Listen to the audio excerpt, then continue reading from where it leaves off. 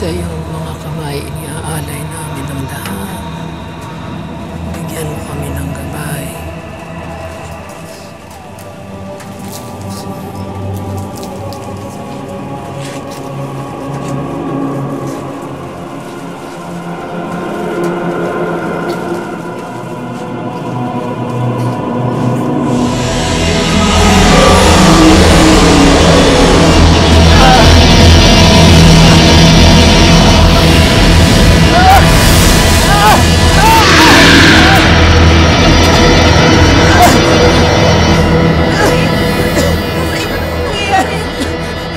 Sadyang makapangyarihan ang kulam na ginamit sa iyo at sa iyong mga anak.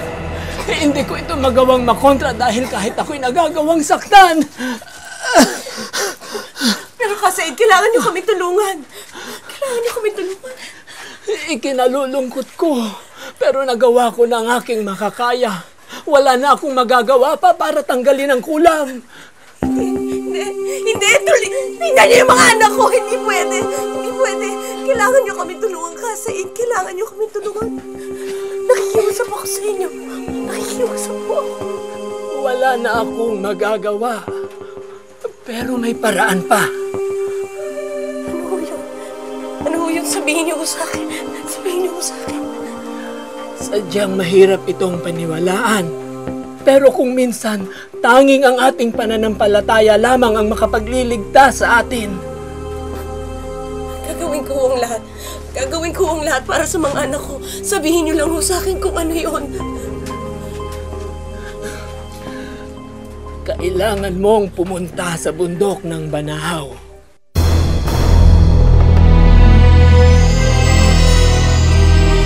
Sinunod nga ni Samara ang payo ng albularyo, inakyat niya ang bundok ng Banahaw upang maghanap ng lunas sa karamdaman niya at ng kanyang mga anak.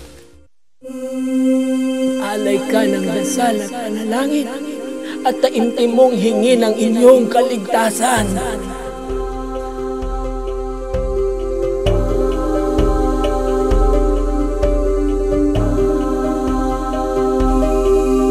Kailangan patunayan mo sa may kapal ang iyong pananampalataya sa pamamagitan ng paglusong sa kuweba ng husgado. Kapag nalampasan mo ang kuwebang ito, gagaling ka at ang iyong mga anak.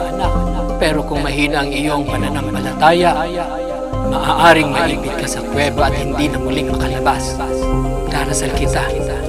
Ang makapagliligtas sa iyong mga anak ngayon ay ang paniniwala mo sa may kapal.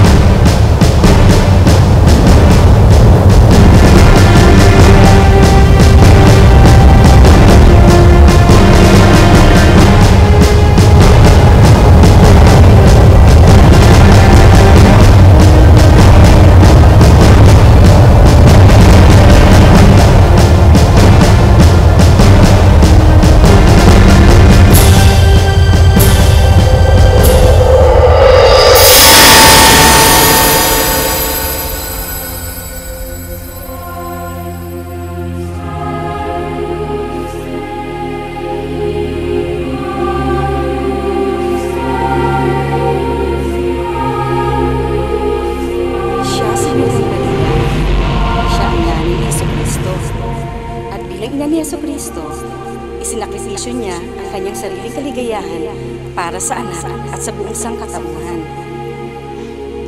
Ang bait po pala ni Birheng Maria. Ganun po ba ang lahat ng nanay, Lola? Gagawin ng lahat para lang sa anak? Oo naman, kaya ikaw, pag naging isang nanay ka na, dapat din ay mamahalin mo, gagabayan mo, at pagsisilbihan ang iyong mga anak.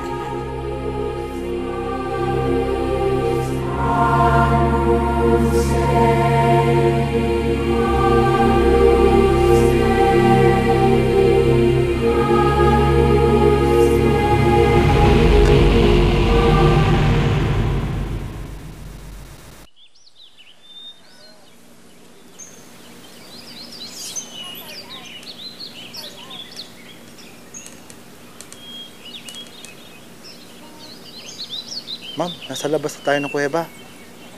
Okay na ba kayo, ma'am?